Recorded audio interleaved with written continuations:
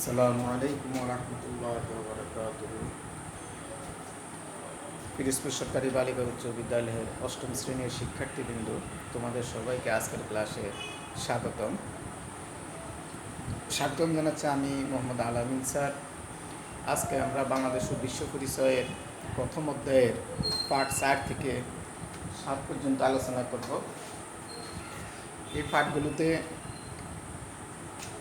বাংলাদেশের স্বাধীনতার ইতিহাস নিয়ে আলোচনা করা হয়েছে। 1765 থেকে 1857, 1858 থেকে 1947 এবং তারই ধারাবাহিকতায় 1905 সাল পর্যন্ত আজকের আলোচনায় আসবে। আমাদের আজকের পাঠের মূল বিষয়বস্তু হলো ভারতীয় উপমহাদেশে ইস্ট ইন্ডিয়া কোম্পানির শাসন, ব্রিটিশ সংস্কারী শাসনামল, ঔপনিবেশিক শাসনের প্রতিক্রিয়া, বাংলার নবজাগরণ ও ব্রিটিশ বিরোধী আন্দোলনের সূচনা, স্বাধিকার আন্দোলন, এইসব নিয়ে আমরা আলোচনা করব। ইস্ট ইন্ডিয়া কোম্পানি সম্পর্কে অবশ্যই তোমরা জানো, এটি একটি ইউরোপীয় বণিক দল যারা ইংল্যান্ডের অধিবাসী। তারা সবচেয়ে প্রভাবশালী ঔপনিবেশিক দল এবং তাদের মাধ্যমে ব্রিটিশ সরকার এই দেশের উপরে শাসন শোষণ করেছিল। আজকে আমরা যে পাঠটি ঔপনিবেশিক শাসন এবং শোষণ সম্পর্কে যে আলোচনা করব, এই পাঠটাকে আমরা প্রথমত দুইটি পর্বে ভাগ করব। একটা হলো ইস্ট ইন্ডিয়া কোম্পানির শাসনামল, দুই হলো ব্রিটিশ সরকারি শাসনামল। ইস্ট ইন্ডিয়া অর্থাৎ যখন এই নবাব সিরাজউদ্দৌলা যখন পরাজিত হয়, অর্থাৎ এই ইস্ট ইন্ডিয়ান কোম্পানি যখন পলাশির যুদ্ধে বিজয়ী হয়, তখন ইস্ট ইন্ডিয়া কোম্পানি প্রথম এখানে তারা কি করে শাসন শুরু করে। আর সেই শাসনটা ছিল 1765 থেকে 1857 সাল পর্যন্ত। এরপরে আসে তাদেরকে যারা এই দেশে প্রতিস্থাপন করেছিল ব্রিটিশ সরকার, তারপর তারা সরাসরি এখানে সরকার শাসন শুরু করে। তো আজকে আমাদের পাঠে যে বক্সারের যুদ্ধের পর 1765 সালে ক্লাইভ দিল্লির শেষ মোগল সম্রাট শাহ আলমের কাছ থেকে আনুষ্ঠানিকভাবে বাংলা, বিহার, উড়িষ্যার দেওয়ানি লাভ করেন। দেওয়ানি লাভের পর বাংলার নবাবকে বৃত্তিভোগীতে পরিণত করে ক্লাইভ দ্বৈত শাসন প্রবর্তন করেন। দ্বৈত শাসন হল ডবল ডিক্টেটর। দ্বৈত শাসন ছিল একটি অদ্ভুত শাসন ব্যবস্থা। এই শাসন ব্যবস্থায় ক্লাইভ বাংলার নবাবদের উপর শাসন ও বিচার বিভাগের দায়িত্ব অর্পণ করেন এবং রাজস্ব আদায় ও প্রতিরক্ষার দায়িত্ব ন্যস্ত করেন কোম্পানির উপর। ব্যাপারটা ভালো করে বুঝো যে শাসন ও বিচার বিভাগের দায়িত্ব অর্পণ করে নবাবদের উপরে, আর প্রতিরক্ষার দায়িত্ব ন্যস্ত করে কোম্পানির উপরে, অর্থাৎ তাদের যে কোম্পানি ছিল ইস্ট ইন্ডিয়ান কোম্পানি। এর ফলে নবাব পেলেন ক্ষমতাহীন দায়িত্ব, আর কোম্পানি লাভ করলো দায়িত্বহীন ক্ষমতা।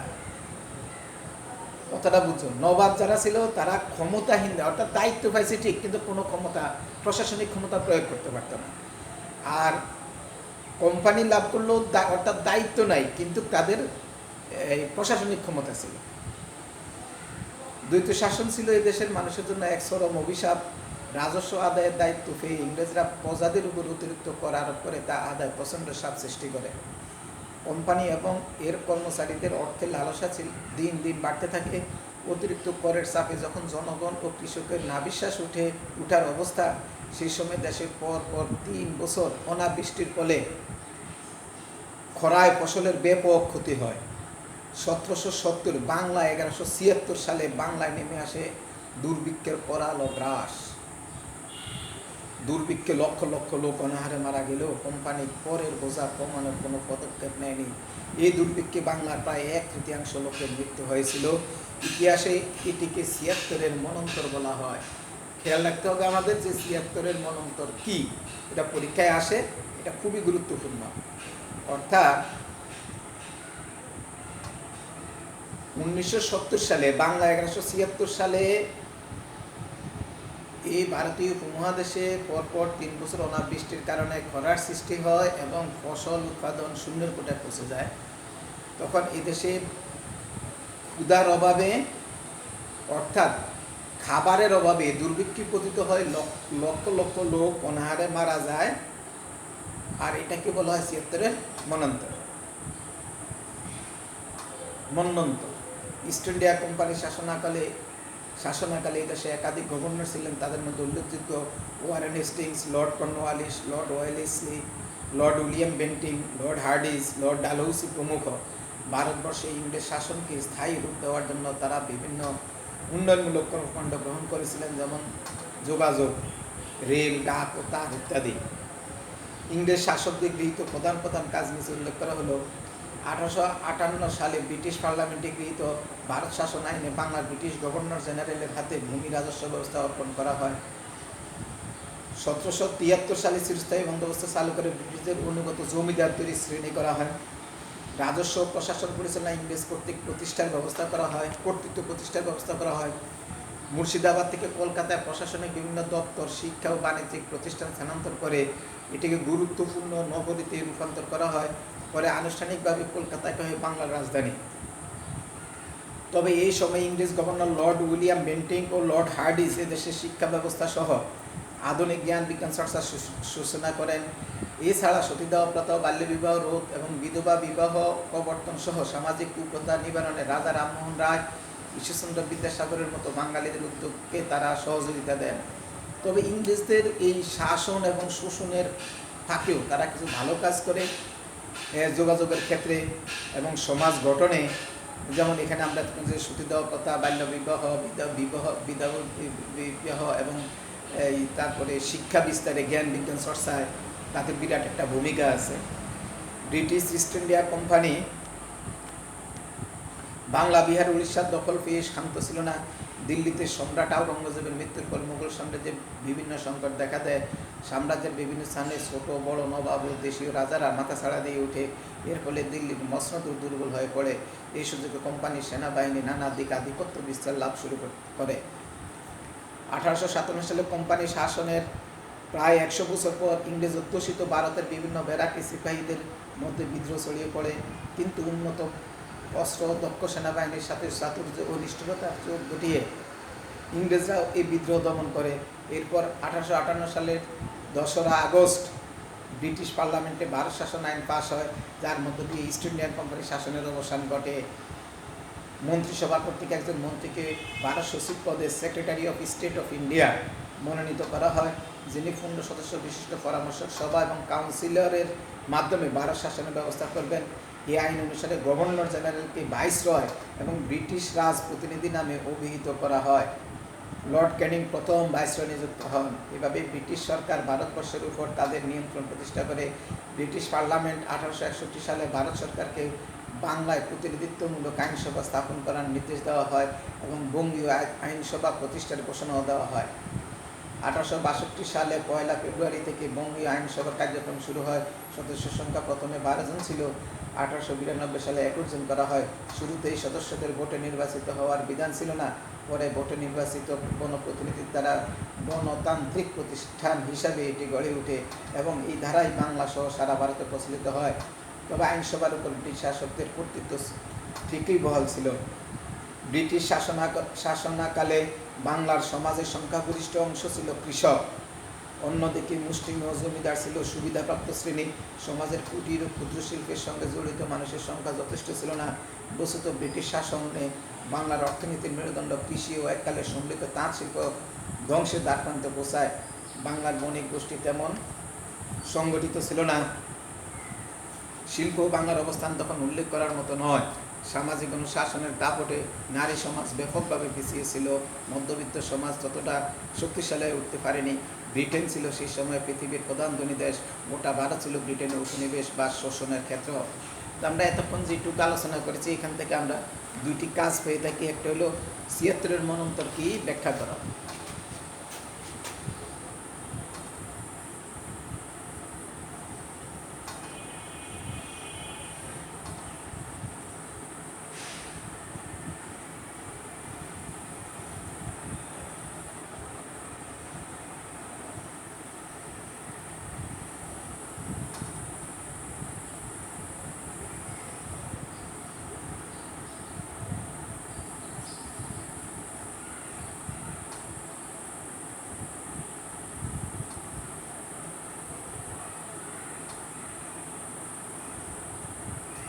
ইস্ট ইন্ডিয়া কোম্পানির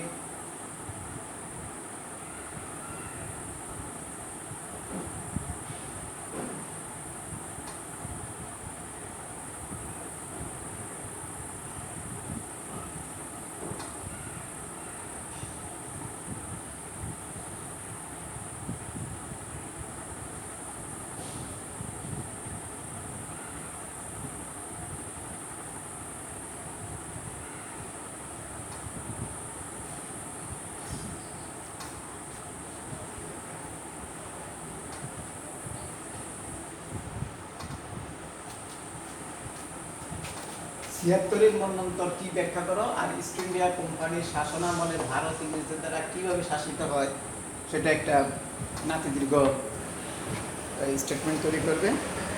এবার আসি আমাদের উপনিবেশিক শাসনের প্রতিক্রিয়া, অর্থাৎ এই যে উপনিবেশিক শাসন চলল, এই প্রতিক্রিয়ায় বাংলার ভারতের জনগণের কি অবস্থা হয়েছিল সেটার একটা রিয়াকশন।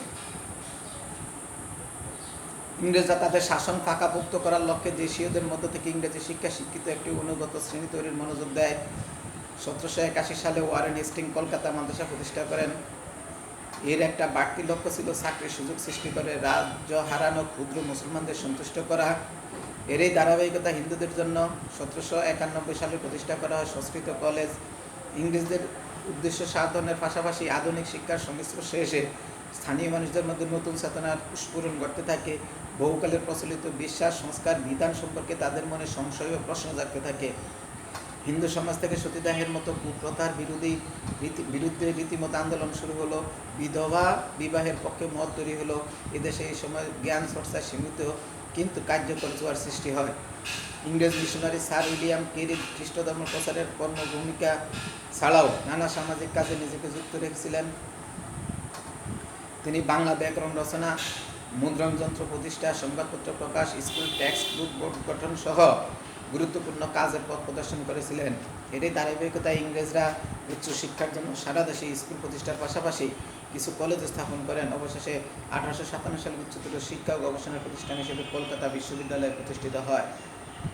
1821 সালে শ্রীরামপুর মুদ্রণ যন্ত্র স্থাপন ও বাংলার মানুষের মনকে মুক্ত করা ও জাগিয়ে তোলার ক্ষেত্রে আরেকটু পথ খুলে দেয়। এর ফলে বই পুস্তক চেপে জ্ঞান চর্চাকে শিক্ষিত সাধারণের মধ্যে ছড়িয়ে দেওয়া, স্থায়িত্ব দেওয়ার পথ সুগম হয়। এই সময় সংবেদনশীল মানুষের নজর যায় সমাজের দিকে। সমাজের অনাচার নিয়ে যেমন তারা আত্মসমালোচনা করেছেন, তেমনি শাসকদের অবিচারের বিরুদ্ধে কঠোর ভাষায় সমালোচনা করেছেন। বাংলা ভাষায় সংবাদপত্র প্রচার করে জনমতের সৃষ্টি এগিয়ে আসে অনেকে। রাজা রামমোহন রায়, ঈশ্বরচন্দ্র বিদ্যাসাগর সমাজ সংস্কার হাতে নেয়। ডিরোজি ও বিদ্যাসাগর প্রমুখ অবাধে মুক্ত মনে জ্ঞান চর্চার ধারা তৈরি করেন। আবার বিদ্যাসাগর, বঙ্কিমচন্দ্র, মাইকেল মধুসূদন ও রবীন্দ্রনাথ হাতে বাংলা ভাষা ও সাহিত্যের বিকাশ ঘটে। বাংলা সাহিত্যে মীর মশারফ, শঙ্করচন্দ্র বন্দ্যোপাধ্যায়, কাজী নজরুল ইসলাম অবদানও ব্যাপক। বাঙালির এই নবজাগরণ কলকাতা মহানগরীতে ঘটলেও এর পরোক্ষ প্রভাব সারা বাংলাতেই পড়েছিল। ঔপনিবেশিক শাসনামলের আধুনিক শিক্ষা ও জাগরণের আরেকটি দিক হলো দেশপ্রেম, উদ্বৃত্ত জাতীয়তাবাদী চেতনার বিকাশ। সেই সাথে স্বাধীনতা আকাঙ্ক্ষা ও গণতান্ত্রিক অধিকার বোধেরও উন্মেষ ঘটতে থাকে। ব্রিটিশ বিরোধী আন্দোলনের চূড়ান্ত বীজ রোপিত হয় 1905 সালে বঙ্গভঙ্গ পরিকল্পনার পিছনে। যদিও ইংরেজ শাসনের বক্তব্য ছিল দেশের কল্যাণ, এ সময় বাংলার সীমানা ছিল অনেক বড়। পূর্ব বাংলা, পশ্চিমবঙ্গ, বিহার, উড়িষ্যা নিয়ে ছিল বৃহত্তর বাংলা। তাই কলকাতা কেন্দ্রিক ইংরেজ শাসকদের পক্ষে দূরবর্তী অঞ্চলে সুশাসন প্রতিষ্ঠা কঠিন ছিল। এ কারণে পূর্ব বাংলা, বিহার ও উড়িষ্যার উন্নয়ন সম্ভব হয়নি। ইংরেজ ভাইসরয় লর্ড কার্জন 1903 সালে প্রস্তাব রাখেন যে সুশাসন প্রতিষ্ঠার লক্ষ্যে বাংলাকে দুই ভাগে ভাগ করা, ঢাকাকে রাজধানী করে নতুন প্রদেশ করা হবে। এই প্রদেশের নাম পূর্ববঙ্গ বা ও আসাম প্রদেশ। একজন লেফটেন্যান্ট গভর্নর এই প্রদেশ শাসন করবেন। যুক্তি থাকলেও বস্তুত এর মধ্য দিয়ে বাংলার ক্রমবর্ধমান ব্রিটিশ বিরোধী আন্দোলনকে বিভক্ত করাই ছিল মূল উদ্দেশ্য। বাংলাকে বাদ করার মধ্যে দিয়ে ইংরেজ শাসকরা বাংলার হিন্দু মুসলমান সম্প্রদায়ের মধ্যে ভাঙ্গন ধরাতে চেয়েছে বলে মনে করা হয়। কারণ পূর্ব বাংলার বেশিরভাগ মানুষ মুসলমান, তাই মুসলমান নেতারা ভেবেছেন নতুন প্রদেশ হলে পূর্ব বাংলার উন্নতি হবে। কিন্তু শিক্ষিত হিন্দু নেতারা বঙ্গভঙ্গের বিরোধিতা করে। এই কারণে দুই সম্প্রদায়ের মধ্যে দূরত্ব বাড়তে থাকে। ভারতীয় জাতীয় কংগ্রেসের বড় নেতাদের অধিকাংশ ছিল হিন্দু সম্প্রদায়ের। তারা মুসলমান নেতাদের সাথে পরামর্শ না করে বঙ্গভঙ্গের বিরোধিতা করেন। ফলে মুসলমান নেতাদের মধ্যে নতুন ভাবনা সৃষ্টি হয়।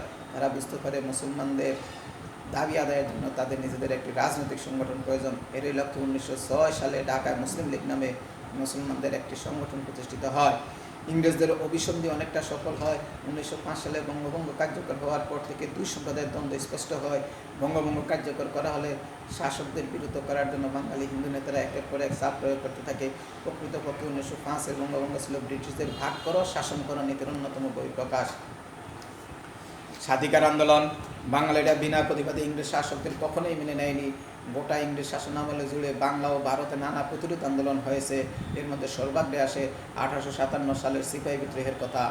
সিপাহী বিদ্রোহ ছিল ব্রিটিশ বিরোধী প্রথম স্বাধীনতা সংগ্রাম। দীর্ঘ সময় ধরে ইস্ট ইন্ডিয়া কোম্পানি কর্তৃক অর্থনৈতিক রাজনৈতিক শোষণ, সামাজিক সাংস্কৃতিক বঞ্চনা, নির্যাতন, ধর্মীয় অনুভূতিতে আঘাত এবং সর্বোপরি ভারতীয় সৈন্যদের প্রতি বৈষম্যমূলক আচরণ এই বিদ্রোহের প্রেক্ষাপট হিসেবে কাজ করে।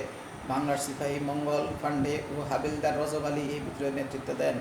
সিপাহীদের এই বিদ্রোহে ভারতবর্ষের অন্যান্য অঞ্চলের স্বাধীনচেতা শাসকরাও যোগ দেয়। ঝাঁসির রানী লক্ষ্মীবাই, মহারাষ্ট্রের তাতিয়া টুফি এরকমই কয়েকজন, দিল্লির বাদশাহ বাহাদুর শাহ জাফরও এদের সমর্থন জানিয়েছিলেন। 1905 এর বঙ্গভঙ্গকে কেন্দ্র করে গোটা বাংলা নানা আন্দোলন শুরু হয়। এর মধ্যে রয়েছে স্বদেশী আন্দোলন, বয়কট আন্দোলন, স্বরাজ এবং সশস্ত্র আন্দোলন। স্বদেশী আন্দোলনের মধ্যে দিয়ে বিলেতি পণ্য শিক্ষা বর্জন, দেশীয় পণ্য শিক্ষা প্রচলনের মতো আরও নানাবিধ কর্মসূচি নেওয়া হয়। এসব আন্দোলনের মধ্যে দিয়ে দেশ অধিকাংশ মানুষের মধ্যে দেশপ্রেম জেগে ওঠে, তারা ঐক্যবদ্ধ হয়। শিক্ষিত যুব সম্প্রদায়ের মধ্যে গড়ে ওঠে সশস্ত্র বিপ্লবী আন্দোলন। সশস্ত্র এই বিপ্লবী তৎপরতা অল্প বিস্তর উত্থান পতনের মধ্যে 1930 এর দশক পর্যন্ত টিকেছিল।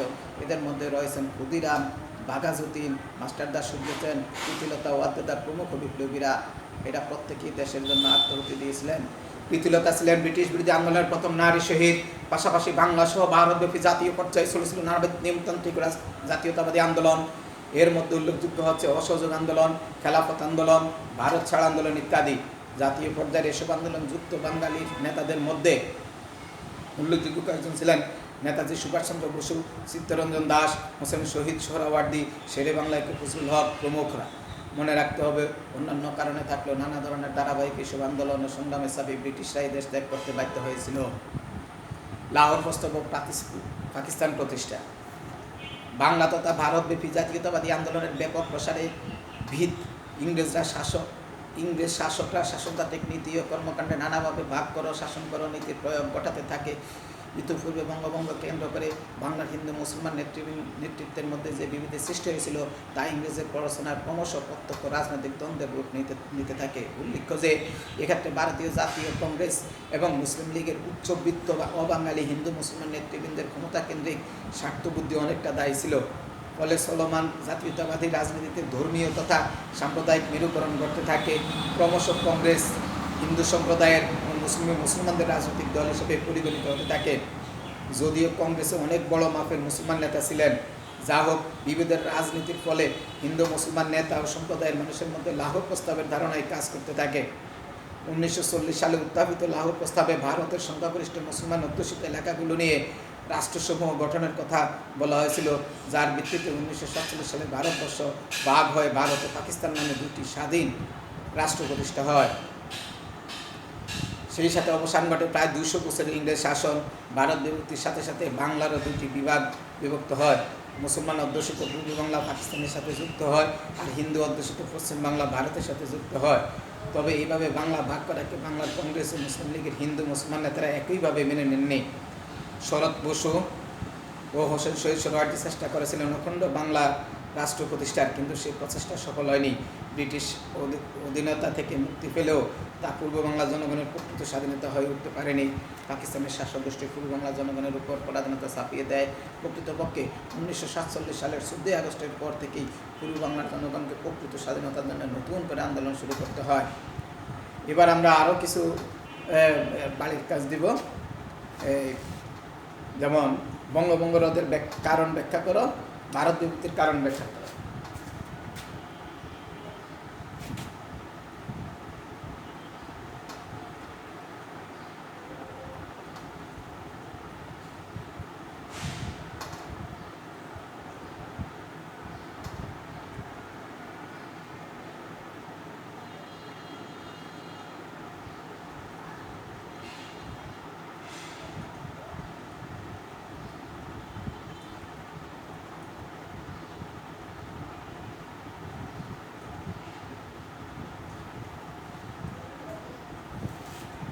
বাড়ির কাজগুলো সুন্দর করে সবাই করবে এবং পুরা অধ্যায়টা ভালো করে পড়বে এবং আদ্যপ্রান্ত সব ভালো করে মুখস্থ করলে অবশ্যই এটা তোমাদের পরীক্ষার উত্তর লিখতে খুবই সুবিধা হবে।